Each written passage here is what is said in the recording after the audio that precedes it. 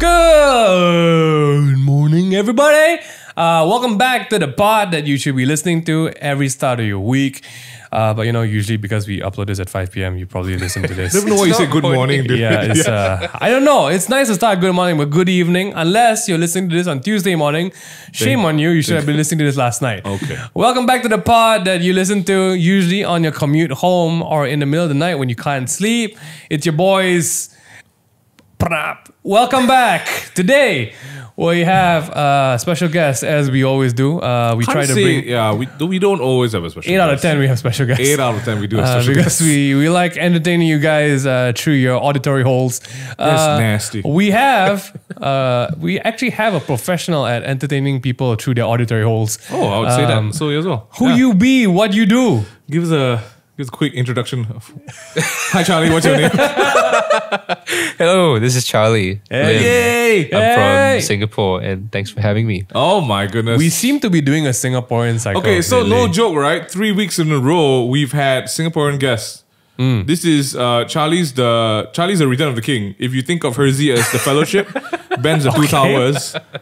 Charlie is the Return of the King. Congrats, Charlie. You ended the Third time's a charm. Third time's a charm. So any Singaporean that comes after this, I'm sorry. I'm sorry, but we don't there's really no care. more space. We don't really care. Yeah, this Trick's is done. Yeah, Oh my it's done. goodness. Oh my Today goodness. we have the extraordinary Charlie Lim. Oh my goodness. Charlie is a fill in the blanks. Charlie, Is a Singer, I'm songwriter. gonna there we go. Yeah, you want to tell anyone else what you are?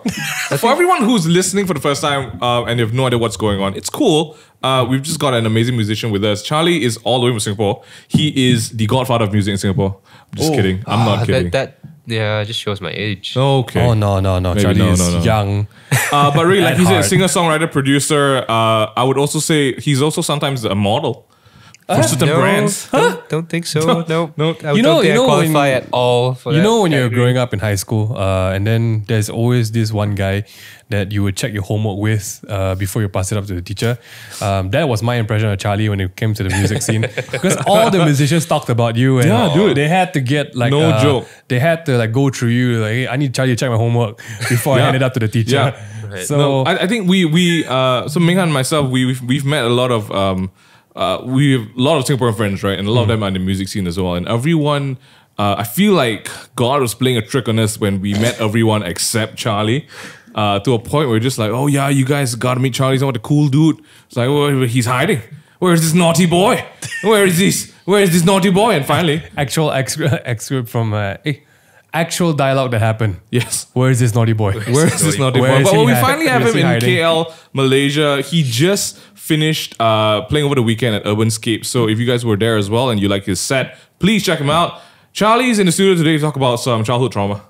No, I highly doubt so. We might get into that. We don't know. reason for doing music. Yeah, pretty my- much. Actually, yeah. Yeah, let's dive into that Are straight you, away. Are you a full-blown Singaporean, born and bred? Not really. Were you born in Bhutan and flown over? No. Sorry. I did live overseas for like a third of my life. Oh, where? Yeah, so my family lives in Melbourne, Australia. Yeah, so I left after Sec 2. Okay. And I did like about 7.5 years, of school and uni in Melbourne. You see, I did Yeah. 7.5 years of jail. Jail. It was slowly leading up to like, where did you go? Okay, No, so no. You were in Melbourne for like Yes. 7 years. Yeah. And back to Singapore. Mm-hmm. Like, why did you decide to go back to Singapore? Yeah, funny, right? Like, I think You had I everything in moved- Melbourne. I moved to Melbourne with the intention to like do something that is, I couldn't do in Singapore, and then that was Right. music. Like I could do Right. music as a subject in Melbourne, Right. and back then I wasn't really singing so much, let alone writing songs. So what actually were you doing there? I One went- writing songs, one writing, one singing? I just wanted to, I don't know, maybe either do journalism or or even like medicine. because Wait, my- what did you study? Oh no, I said when I went there, I was like, after Sec 2, so it's just Okay. like high school. Ah, okay. So this But was then- pre-college. Yeah, well, I guess they call it college, but I don't know. It's all kind of the same. Right, you call it thing. waste of time, right? So Exactly, pretty right? much, So, yeah. Okay. but basically, they allowed us to do music as a Nice. a subject Right, in there, right. and I was like, okay, this I don't mind giving it a shot. And then I think I like performed in front of the school with like one of my classmates who is now my bass player for more than 10 years. Yeah. Ooh, shout out. And back then he was still playing the saxophone, which is hilarious. Sorry, what? What these naughty boys from Singapore, Naughty man? boys. Okay. It's a new band. Yeah, Naughty Boys. Notti. Yes. Exactly. BOIS. Yeah. Oh, and then from there you're just like, oh, We are I'm not. quite good at Yeah, this. I sang. I think like singing in front of like an Angmo audience. Yeah. Like I was like, oh, maybe. And they do like what I do. So like, okay, this is is nice. interesting. Do you Like I'm remember a what you Chinese. sang? Yeah, I remember singing like Autumn Leaves, which is like a jazz kind of ballad Oh my tune. goodness! Wow. And yeah, for me it was like, oh, okay. I'm like this Chinese boy, you know, like in front of a international crowd, I guess, and they like what I'm doing. Right. And yeah, so that kind of snowballed. Then I did the A-level equivalent Right. of music performance, and then I somehow managed to get into this program called like Top Acts, which is like the kind of top of the state in Australia. They got Top acts. well, You say it so casually, Charlie. I do because like there were some really amazing like jazz musicians there, Yeah, and yeah. like all I did was play kind of pop rock tunes Right. with my band, and Right. but that was like a really good exposure, and probably just like gave me all these delusions of grandeur that oh yes, I can do music now. Yeah. It's settled. Like I don't have to do everything else. So I dropped all my sciences. Right. I did Perfect. like one math subject, and all I studied was like philosophy, theology, English, and the rest was it. And the rest of it was just such music. a And, yeah. random mix. And for a Singaporean, that's basically crime, dude. Yeah, pretty much. You You get can't drop sciences. yeah, dude. exactly. But Let you did. alone study philosophy and theology and music. Something, Wow. three things that Singaporeans don't believe in. I wouldn't say that. much. Hey, I'm sorry, Singapore. I love you. Majulah so Singapore. you came back. I think we're just so pragmatic, right? Right. That like these, yeah. But then again, things are changing now. I think back in the day, Yeah. like how old was I? Oh, no. 10 years ago or whatever. Right. 12 years ago. Yeah, that was unheard of. It was a very different scene in Singapore 10 years ago. yes, definitely. I think I know this because I think the only few people like I remember seeing out of Singapore 10 years ago was Sugar Shay and Lion 10 years City ago. Boy, right? Like no one else kind of existed back then, right? God lah, like, you know. Who? Hersey. Like Yeah, in the Hersey, music, they in got the 10 music years. scene. Yeah, in the music scene. Yeah. I mean, there are a lot of like Fei Wong. alternative She is bands. Singapore. She's not Right. Singaporean. Yeah. She's not Singaporean. JJ Lin. JJ Lin. Yeah. What a naughty boy that one. Naughty boy. Okay. So let's just get back to this. Sorry, This back is to so Charlie. weird. So you came back to Singapore for greener pastures. Well, Why did you go back to Singapore? So I was finishing uni. Right. I did like okay. So in between my stint in Melbourne, I had to come back for. Okay, that's cool. You good? Yeah. Sorry. Yeah. So in between my stint in Melbourne, I had to come back for like national service. But I got to serve in the music and drama company. I was Cesari's predecessor. Believe it or not. Oh, Yeah. wow. Okay, So, okay. I left, and then he became like the singer, the frontman Right. of the band. Right. But yeah, I was doing that for the 2 years there, which was interesting experience. And then Yeah, it was just really like so that made me almost want to quit music as Are you well. Yeah, serious? Oh because my goodness. Okay. because Sing in the army. Well, just coming from like I mean Melbourne. Melbourne, it's like oh yeah, it's really exciting. I can do this for sure. The You're coming beautiful, back. supportive nature of the Angmos. Yeah, right? well, just They- like the arts in general, Yeah. and coming back to like the harsh reality of like, yeah, this is what you need to do, Yeah, and yeah, Of all basic- places, you were singing in a military setting. yeah, it was really good experience, but I just like I think I just couldn't find my own voice, Right. But it was I learned a lot. You basically had to be your own roadie, pretty much, Yeah. so it was great. It'll be but own it- bouncer, everything lah, basically. But I think what really pushed me was because after after work I would go intern for like the music this music producer / director, and he does all the like National Day parades and Right. stuff. Okay. So quite big scale. Wow. So the first day I was just thrown into his like studio basement, and Right. never used a Mac before in my life. And he's like, "Yeah, go figure this out. I'm gonna go play soccer. You come back. I want to see all this done." Are you serious? Yeah. Oh, wow. And like for me, that was incredibly overwhelming. And just seeing how hard he worked, because this guy is like a doctor in the day, and at night he just does music at such a high level. It just blew my mind, and it was just so overwhelming and intimidating. And I was like, man, I don't think I have what it takes to be a musician. Oh, wow. You know, obviously you don't have to do everything. You know, I imagine like I thought I had to do all of these things in order to be, you know, successful, Right. in quotation marks. Right. Yeah, so after a while, I was like, oh man, I don't know if I can keep up with this music thing. Right. So I went to uni, went back to Melbourne, Right. to be with my family. Ran back to the Yang Malls. Right. Maybe. The supported white bread. Yeah. What a naughty boy. Naughty boy. And then I just decided to do arts and music. And then Yeah. I think that's in the army, like towards the end of it, I started writing tunes. And because I didn't put that expectation of myself anymore to like, okay, maybe I have to do music full time. Right, I'll right. keep my options open. And I think when I took some of that pressure off myself, I It just started happens, writing right? again. Yeah. Yeah. And then, you know, one thing led to another again. You know, it's like I'm being pulled along. Yeah. You know, I find so much of what I do today, it's not by choice. It sounds really like silly, but it's like a calling. Yeah. Like opportunities just I love come that, yeah. about and you just grab them and you roll with them and you try to learn as much as you can. So I went back to Melbourne, did like 4 years of uni, and by the third and fourth year I was hardly in class because I was just busy recording my own stuff and doing my own thing. Which is, you know, I was a terrible student, but because Right. I'm Asian, I can pass, you know, I Yeah. can sit exams. It's built into the system, dude. Yeah, you know. Yeah. But I also, to answer your question now about Yeah. why did I go back to Singapore, I just started getting more opportunities to come back to this part of the world, I guess, Right. to perform. Right. And then like a management team, you know, they Right. were doing it part-time, but they were like, they were relatively well-known. So I don't know if you guys know of the Great Spy Experiment. So this was like 10 years ago. Yeah. So when you asked me, like, Yeah. so 10 years ago, there were a lot Rings of a like bell. indie bands. Right. So they managed them as well. And they were one of the bands that kind of really pushed the envelope.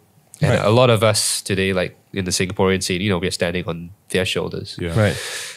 So anyway, so they managed me. They were called Riot Records, and then they rebranded as House of Riot. And then after that, Okay. yes, Got it. Yeah. House of kind of Riot. rings a bell. There Yes. you go. Okay. And then they stopped doing that because their day jobs were just like too intense. But Right. at the same time, Universal Music came along and like, hey, we'll, you know, sign you and manage you. So one thing led to another. Boom. But yeah, it's pretty brief, and of course there are a lot of you know, roadblocks and red tape along the way. Yeah. But yeah, so far that's the journey from, you know, from Melbourne School to Singapore. Yeah. to now coming back here. Singapore, Melbourne, Singapore. That's the Charlie history. Evolution of Charlie Lim. It's like the early days. I feel like that's the superhero origin, right? Yeah. Just that. But I like what you said about, like, you know, the doctor, you know, who took you in as an intern. Yeah. Usually, like, what a lot of our picture of success is actually just someone's really bad working habits. What do you mean? Like, you know, how we see him as, like, how maybe your intern self saw him as like, oh my gosh, you're a doctor, Right. and you're a musician at night.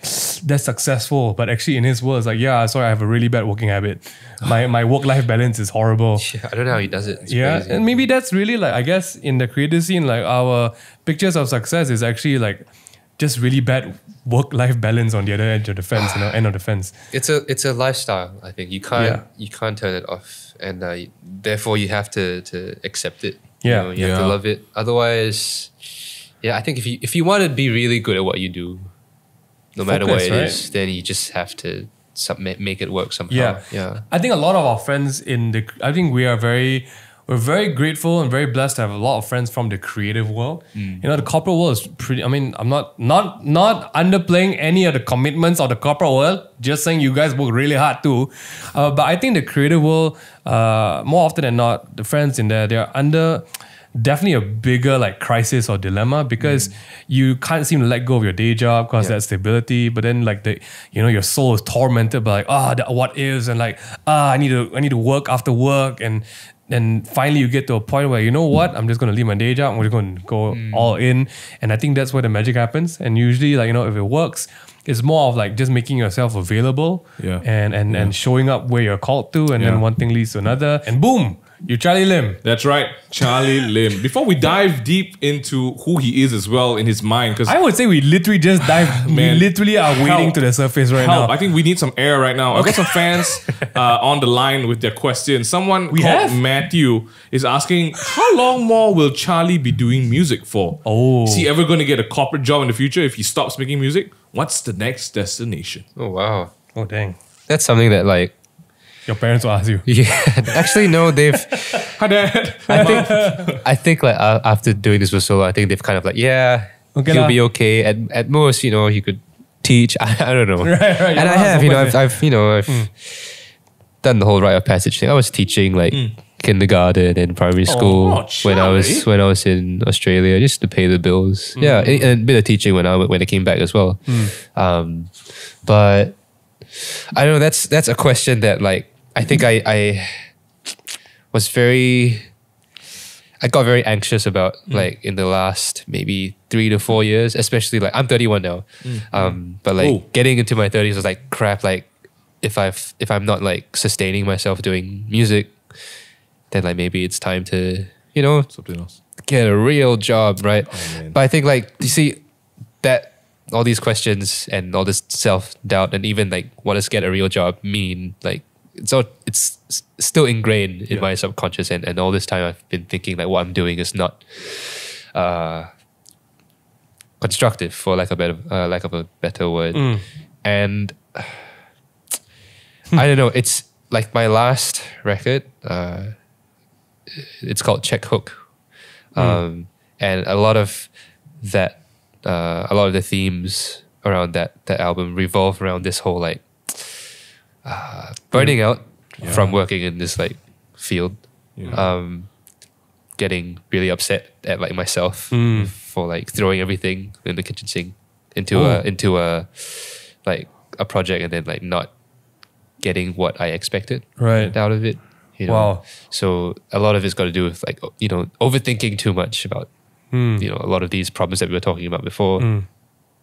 But then it's also like realizing that, hang on, like how do I take control of this sort of existential crisis and turn it around? And Check Hook is actually a boxing move where you kind of pivot around a charging opponent. So for me, I think my mental health, was not in a good place. Yeah.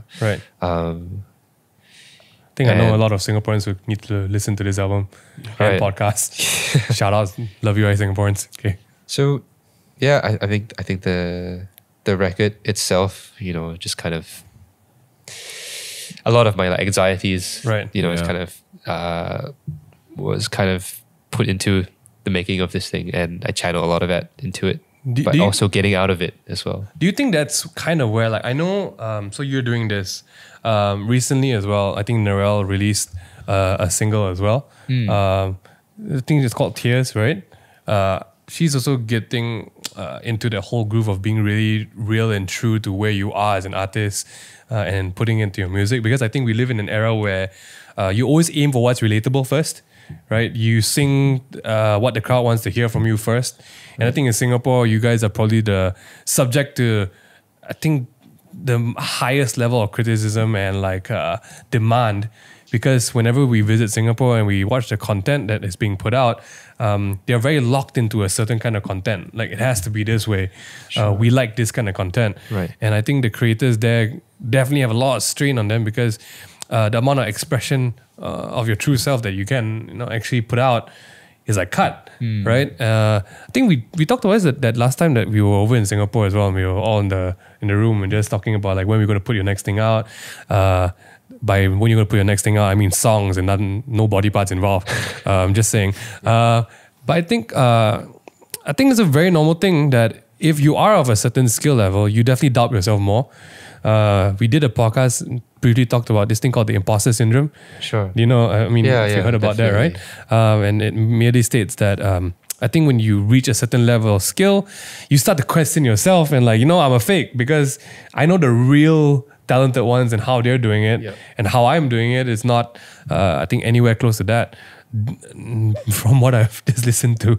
Totally. It's all about that, you know, and I'm like my harshest critic. Yeah, but that's crazy because if we talk to any Singaporean artist, they all look up to your work. Legit. And I think you're like the Dr. Dre, and everyone's still waiting for Detox, and Detox is not out. Right. And, you know, and do you think that you might be a bit too hard on your own work sometimes? I'm trying to let go a bit. Like, I think like I can't listen back to like a lot of my old stuff now. Right. But at the same time, like I know and I recognize that I put in everything, you know, for those songs, and so it's an album, and that's why it's called an album, because you know it's a snapshot of that period of time. Right? Yeah. Which kind of like draws a very good thread to the next question we've got from Danny. Charlie, are you a perfectionist, or are you OCD, or very particular when it comes to shows or music or life in general? Because I think based on our conversations or what I know about you as well, when it comes to your work and the kind of craft that you're putting out, you are a perfectionist to a certain level. You expect, of course, I think you see certain things in your head that you want to see happen, but when it doesn't happen, you're definitely quite hard on yourself. I think so. Like selective meticulousness is how I would put it. Do you think there's I mean, we're talking about all of these problems. Like, have you found a working solution for other people who are facing that as well? Like, what would you say the fight would be? What's that balance between like knowing when a song is done? Right. The arrangement. The cliche like quote is like, art is never finished, it's only abandoned. Oh. Yeah. So like it's deadlines, I think. Guys. Yeah. All the creatives in here are all crying right now. What's Notti boy? It can always be better, right? Yes. Right. The video can always be more polished. It can always be scripted better. But it's like, I think therefore sometimes having a office job or a corporate job with like real deadlines, you know, it helps. Yeah. I think like if I didn't have like these launch concerts like planned by my team, the album probably would not be out. Still, I'll still be working on it for another 10 years. So I think deadlines are very handy, but they can also be really destructive when you have too many of them. Like just the past 3 weeks alone, I've not slept because I've just been working on a bunch of projects like concurrently and trying to get everything to a level that I can live with. You know, and like not even be like, oh, this is the best thing. This is my, you know, because you're like giving birth all the time. It's like every project that you do is like your baby. But then when you start giving birth to like 10 kids at once, you're like, hey, as long as you're healthy, there's not enough nutrients in this breast milk for you anymore, man. Exactly. You know, so I don't lactate enough. That's a poor illustration. I'm sorry, guys. Well, I'm just I think like if I can live with it, you know, and I know if it passes certain kind of parameters that I want to hit, then I think it's okay. So I think you need to be able to define that for yourself first. I think. Yeah. You guys listening at home, remember that, man. I think there's never a perfect time. There's never perfect completion, right? Let's switch it up with some fun questions, Charlie. Everyone knows you're a big fan of K-pop, Charlie. My Charlie. Fave. Yes. Charlie, genre. Tell us right now. What's your current? I know nothing about. Okay, well, funny you said that because one of the questions from Matthew is, if you could collaborate with anyone, alive or dead, who would your dream collaboration artist be? I'm sure you get asked this quite a bit actually. Does it change from time to time? Yes and no. I think the something about imposter syndrome as well. It's like I don't think I would like to collaborate with any of my heroes because I think I'll just go there and be like, Hi, my name. Hi, my name Lim. I'm Charlie, and I'm like the music. And I'll just be like, you know, I don't think I have anything to bring to the table. So when I took a step back and like kind of assessed like who are the musicians that I love and the music I'm listening to and what influences me the most. I'm actually in quite a good spot right now because like my last record, I co-produced it with two friends from Melbourne, and I really like what they do. One of them, his name is Yo. He's actually his family's from Malaysia, but he moved to Australia. He makes amazing like electronic. Actually, he does everything, but like his latest stuff is more electronic. Great producer. And the other guy is Simon Lam. And his dad is also from Malaysia. Oh God, this Malaysian just blood. Love Malaysians, right? Talented Malaysian blood. And but he's based in Melbourne as well. And so he's a great producer. So he worked on my last record. My band guys all amazing musicians as well, and So they're also like your heroes in some yeah, sense. and they really inspire me. Like But if we had to drop some names for everyone who has no idea, high level names. Yeah. I mean, we're already working on something, guys. Don't worry about it. Yeah. Sorry, what? China, we're gonna next level. I'm not sure if I'm allowed to announce this yet, but like Hey, careful. What's going exclusive, on? Okay. No. exclusive drops. You want to chat with Natasha? Well, I don't know. I don't. No, this is not even to do with like my label. Yeah, this is like my separate thing. So I don't know if you guys are familiar with this Taiwanese band called Elephant Gym. Yeah, they're like a math rock band. Yeah, they're like yeah, they're touring like US and they just play at Camp Flog No, which is amazing. You know. Okay. Okay. And okay. yeah, so I'm doing like a remix for them, which is interesting because they're an dang. instrumental band. Yeah. But I've taken like their parts and kind of made a song Yes. out of Right. it. Right. So that's one like collaboration I never thought would happen. Yeah. You know, but like okay, that's cool. And then I'm actually You're talking to Bieber about something, right? yeah. No, I'm that's sorry. that's next I'm on the just kidding, cards. guys. I'm Okay. not. I wouldn't be And surprised. Pharrell. though. And Pharrell. Yeah. With Chris Wu. Inside joke, guys. Okay, but like if you're asking me for like my heroes, then like I think contemporary wise, like I think Annie Clark, who's like Saint Vincent, is really cool. Okay. Obscure, amazing artist. Kimbra, yes. yeah. And Kimbra's like interesting one because like I name drop her sometimes. Like yeah, I know Kimbra like Yes. before she was like super famous. You know, I stay in her house. Ooh, that kind of thing. Really Charlie. cool. House set for her and all that. I do that sometimes. Okay. but like Okay. yeah, she's like an amazing producer. Yeah. I think I'd love to work Where's she with her. based now? New York, I think. Yeah. In Singapore at this moment, from the current pool of everyone, uprising or not uprising, is there someone you'd like to work with? Yeah, quite a few actually. Oh, Yeah. first one, up the top here. I think Aisha. Oh my okay, gosh. got it. Which, funny Amazing to say, singer. you actually have.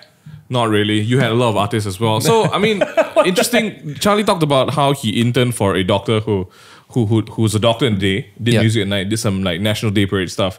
Charlie was heavily involved with the Singaporean National Day Parade 2 years ago. Was it 2 years? It was 1 year ago. It was last year. Yeah. Sorry, it was the SEA Games 2 years ago. He also wrote a song for the SEA Yeah, Games. so this music director guy, the Yeah. one I interned for, Yeah. and I was like really afraid of. Yeah, I ended up, still having a relationship with him, Yeah. and he gave me those opportunities. My goodness. Yeah, so I'm not came full Singaporean, Yeah, but I was- I know that song word wow. for word. Is that Because Charlie Lim sang it. I just want to ask, is it really a big deal, the National Day Parade? Yes. Okay. So in Malaysia, we don't give two squats and a fart about our National Day Parade. You ask any Malaysian, hey, what do you guys do National Day? Our National Day Nothing. Parade is so optional that they Right, can right. cancel it if they don't feel like having and, it. and Just I saying. love, I mean, say what you want about, Singaporeans about their own National Day Parade, but I love the fact that they're so invested, right? And there's a huge turnout. My only gripe about it was I wasn't happy that they didn't let you plug in your keyboard. They kind of just masking tape that on the... Yeah, it's battery powered. Battery powered. Right, right. I'm sure. No, but I feel like it was so cool Look up because the model name for that. Yeah. for all the Charlie Lim fans out there, right? When I heard that he was gonna write this, and then when I saw the video and I heard the music, I was like, whoa! I wish my country had cool songs like that. You know? Man. Look, man, like the NDP thing is like a hit and miss. Like I think the year before that, I don't think it was very well received amongst like younger people. So yeah, so when it was like my year, they were like, "Hey, want Want to write a to song? try and revive this Yeah. shit?" Yeah. Yeah. So yeah, I was given the opportunity, and Yeah. Right, yeah, right. I'm glad it went well. And Yeah. there was no like censorship or anything, which is great. Yeah. I just like wrote a demo at night. I think it was like 3 or 4 a.m. and just like finished it. Magic I was hours. like, look, just Use this is how I this. feel, and you guys just You take it will or not. leave it. Yeah, Yeah. and it just went all the way through the Okay, committee. Charlie, we'll do it. So it worked out, lah. Yeah. Oh, it's so good. It's Singapore's patriotic song, but I listen to it sometimes. It's a bit crazy. I'm All just right, guys, looking for ways we can spice up our national anthem. we can't. We probably would throw We in need to jail. buy Charlie Lim's citizenship, and then we'll be like, let's Well, write it again. I think my verse, like, basically it was an old song, but they wanted Yes. to refresh like the earlier part of Right. it, which is a bit more like, I think it's not really relevant. It's a bit too like propagandish. Oh, dang. So when I put, Straight I think from when the I horse's replaced that, Yeah. like I think I found it like I wrote it from a more personal point of view, and it's about like just I think it's important to be proactive. Yeah. And being the change you want to see. Yeah, Michael Jackson. Yeah. Yeah, pretty much. And I like that. I think that's something that's seriously lacking I in think- our generation these In days. your, I think it's so cool for something like that, something that was like a commission sort of like government country project, right? You think about stuff like that and you put it in your music, Yeah. which is, I feel like, which is who you are as a person, right? You ask anybody who listens to Charlie Lim, like all of them have, they all say the same thing, like why do you like him? Because he sings from the heart, right? And I don't know if you guys were at Urbanscapes, but if you've ever attended a Charlie Lim performance, there's something about him when he takes the stage. He doesn't run around like freaking Michael Jackson. He doesn't do the moonwalk. I mean, he's practiced. He's tried. He's What tried. shows have you been watching? Michael Jackson can't run anymore. Okay. He's Yeah. checked out for life. Okay. But back to Charlie. Like at Urbanscapes, everyone had it's a quick conversation we had before he went on stage. Charlie was like, Ming, I don't have a backing track. I don't have a band. I'm like, yeah, you don't. So the context is this is a hip hop Yes. like lineup, complete hip hop Correct, lineup, yeah. and like everyone had DJs. Everyone had the DJ. Everyone and had a lot of sweet bass ass and track, yeah? subwoofers. Yes. And Charlie Lim just kind of like sliced up the night with Sweet he guitar just went tracks. on stage with one guitar and the keyboard and he sang but the audience, I think maybe the best thing about it was no one expected that. Right? Because like you said, Yeah, but it could have gone both ways. It was hip hop night then. So like I was joking that like, I felt like Drake at the Camp Flognaw concert because everyone was expecting like Frank Ocean. Yeah, but like I think it worked because I mean without over patronizing, I think like Malaysian audiences are really like welcoming and like open minded. Oh, I would like to think so. So as it well. was 3 times really easier to please us, cool. yeah. Oh, I'm not sure about now. Yeah. And no, not at all. Like it's man, it's hard back Yeah. home, man.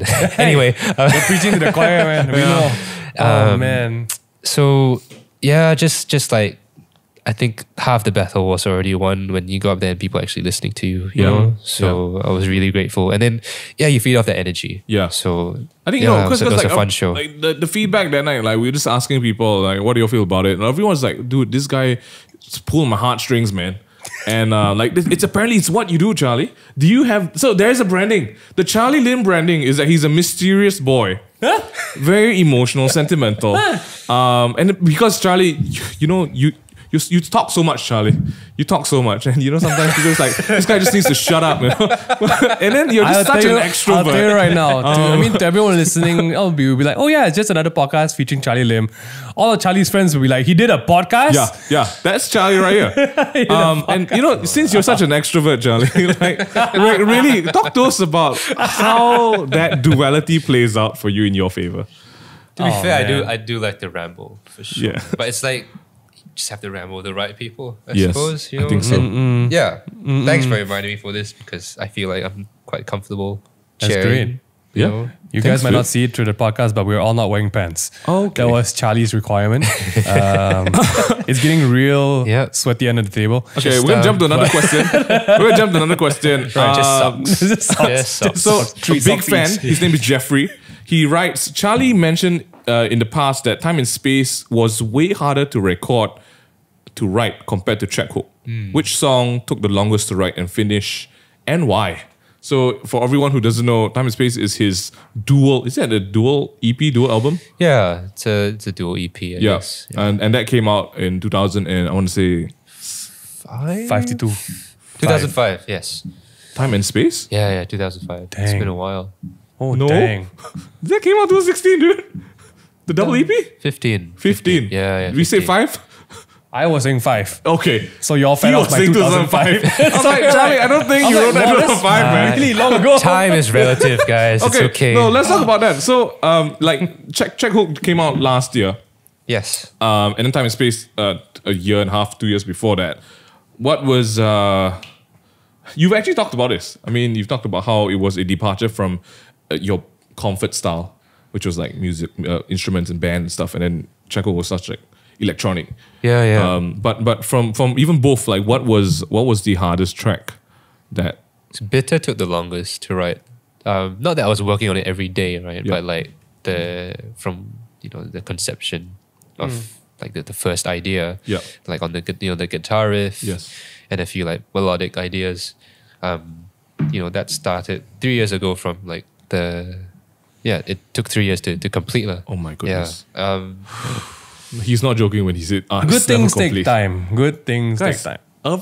Bitter is... It's What a piece. it's the arrangement that was so like involved. That's why it took so long, and mixing it as well was tricky. Okay. Oh, boy. And being because you're someone who plays the instruments as well. You're not just a plug and play kind of guy. Which do you see yourself dancing on stage to a track one day? No, I don't think I don't think I have the swag to pull it off. Hard to say. I think it's only apt to ask you this question because I think you definitely come from the line of creators who take time to produce a piece of, well, the word nowadays is content. Yeah. A song is a piece of content. Nowadays, I think a lot of things on social media, a lot of the way these platforms are set up, everything kind of plays into the consistency algorithm, right? So the more you put out there, the more you're heard, and the more chances you have of growing a career on these platforms. But it's pretty counterproductive in some ways, especially if you're a creative who literally needs to craft a product that takes time. I think we felt the blunt of it. Like people don't really understand that a short film or a short story can't come out once every 2 weeks, because I think in the pursuit of, I would say, increasing or honing your skills, it takes even more time to make a piece of work. Yeah. Compared like when you start out, you flip out a camera or a guitar and you put a microphone, that's it, right? Yeah. But pretty soon, you're not going to be content with just that. You got to, maybe going to put a keyboard in, then I'm going to put some MIDI tracks in. And for us, it's more like, since you guys want better quality, we got to change our cameras, we got to buy more lenses, we got to put lights. Yeah. But what happens is the process of making that content gets more complicated and more complicated, but the demand stays the same. We want something new every week, every month, and so on and so forth. I think what would your thoughts be with this whole new boom of, I would say, artists, right? They never write albums anymore. They write singles just to keep up with that demand, right? And what you have is a very new breed of artists who don't know how to make an album, because all the singles sound, well, independent in a way. And if you appreciate the art of having an album, it's like a 9-course meal, right? Or a 12-course meal where each song kind of flows into the next. What do you think about consistent content in the pursuit of, I guess, someone like yourself writing music? And can you imagine having to put out one song every 2 weeks or a month? Oh my gosh, it'll be so bad. Like just the quality of it will be terrible. Oh my gosh. I think like there's no right or wrong answer to it. Like it's just the nature of the industry. It's kind of evolved too. I think the demand for not just like consistent and constant content, but also free content. Like that has definitely damaged like the industry. But also it's also like because there's so much supply as well, right? And then how do you cut through all that noise? I don't have the answer to it, and I struggle with it as well. But I think like if you're aware of what kind of product you are growing, like what are you sowing? Like are you growing corn or are you growing like oak? You know? Right. So I like this analogy a lot. So when you're harvesting like maize or corn, like it's very quick. It grows very quickly. Right. And if you're harvesting like an oak tree, it takes a long time to grow, right? Right. So that's the album equivalent, I suppose. Or like even, just you could do both concurrently if you have enough support, right? And you try and supplement people with like DLC. if in some way your farm can grow both corn and oak next to each other, right? Sure. What? Yeah, that's a farm. Yeah. But I think like a lot of it's like probably educating audiences as well, and people just have to recognize and differentiate between the two. The problem is like platforms these days we're so homogenized now. Everything is dictated by the same metric. Right. So it's like you put one video against the other. Clearly a lot more thought and depth has been put into one clip compared to the other, like listicle or whatever it is. Right. Nothing wrong with listicles or like, Right. But but in terms of how they are being judged and how they go viral, Yeah. and then if that's the metric of success, then Yeah. like people who want to make, who pour themselves into making something that is beautiful, and You get discouraged, right? yeah, of course, Yeah. So I don't really have an answer to it. I just hope that the perception and the metrics and the just the mindset of creators as well can change and adapt accordingly. Right. And also go like, I mean, we have to go, let's not peg all our self-worth on how many, 100,000 views or whatever Yeah. Right. this has. Right. And just keep like going as long as like you can sustain it. Yeah. I think that's already a blessing and a privilege. So let's just keep making stuff, and hopefully, if for me it's like I have to always remember when I first started out, and like all I wanted to do was just play at a cafe or a backpackers pub, and if I can play to like 5 people in the room, and if they are moved, and if they if my music means something to them when they're listening to it, Yeah. You're happy? then I've done my job. Yeah. Yeah. The hard part is like, okay, then what's next? What's Correct. next? Because it's not like we can retire now, right?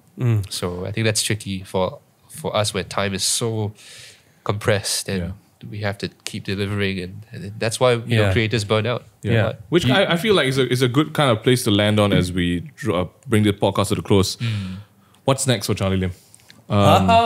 So I think just now you mentioned that Check Hook was a lot of things. A lot of it was like your inner struggles and battles put into music, right? Is the next album about how you've resolved those issues? Or? I think Check Hook kind of resolves it by the end of the record. I am actually going to put out like a compilation of remixes. So I'm working, I'm working with a bunch of DJs and producers, not just from this region, but also from Japan and Australia and Philippines as well. So yeah, that's going to be a fun little kind of community thing. Yeah.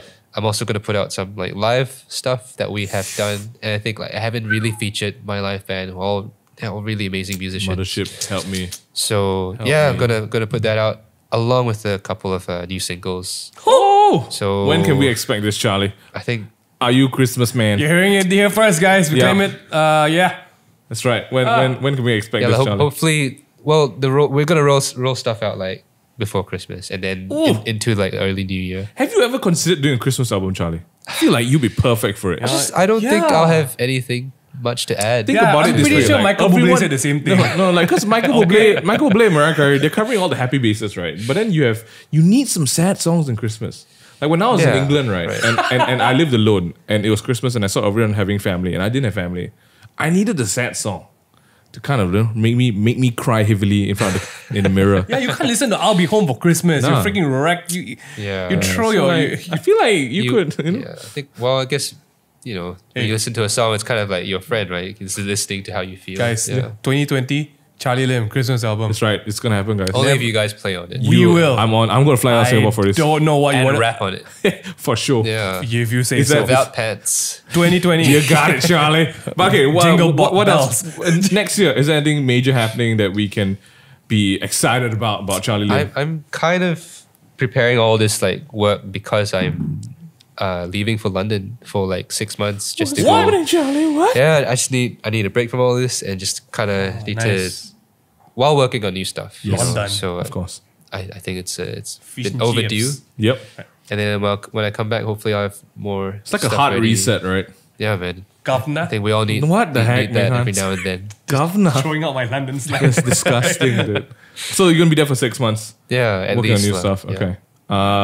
Okay. Well, I guess just in time because Christmas is only in December, and realistically, I only need 2 days to write something with you. So Technically, you just need 2 Christmas songs. Think about it. Michael Bublé and Mariah Carey have been covering that for too long. Yeah. For far it's too a long. market you should just destroy, man. Like, seriously, someone has to write a carol just entitled "I've Come to Slay." Oh, literally, Charlie, it's you, man. Slay. Oh. R&B Christmas rap carol. go. Gotta Charlie get- Lim 2020. Yeah, Young Raja and Jabba on that one as well. Oh my It's gonna be crazy, dude. But what are you looking forward to? So you recently got married. Not really this recent.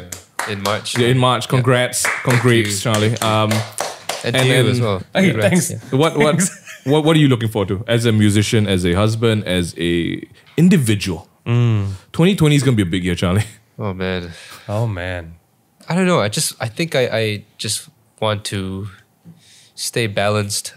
I know like everything's always going to be chaotic. I just don't want to lose my cool and just stay focused and balanced and like try to stay healthy, I guess. And it's so unromantic and it's so like it's so necessary.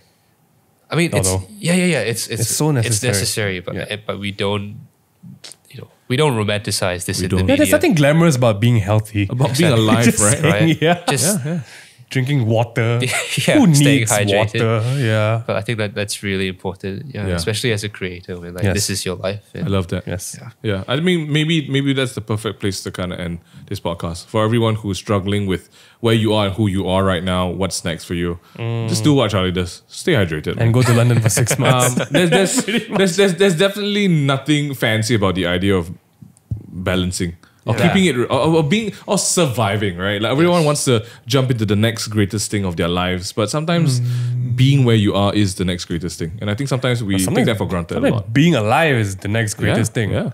Especially when you're married and got a wife and kid to live for. That's a great thing. Yeah. Even though you don't write music. Yeah. 2020, But Charlie hey, Lim. 2020, man. 2020.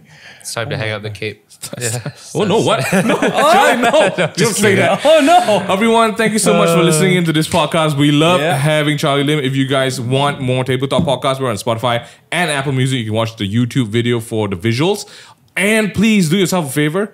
Your mom, your auntie, all your family, please sit down as a unit and listen to all of Charlie's tracks. You will come out a different person. You'll thank us for it later. But for real. But for real, just shut up and listen to Charlie Lim. Charlie, do you have any last words for your fans and friends and your maybe one estranged aunt watching this? Yeah, hi auntie. Thanks for listening. I mean, I think I'm quite new to like the Malaysian crowd, so I hope to come back very soon. Yeah. Oh my goodness. We want to come Charlie. back and play a show in KL and bring the band. So Yes. that'll be really Christmas cool. 2020. 2020, dude. I promise you, next year we'll make something work. Yeah. It's gonna happen, guys.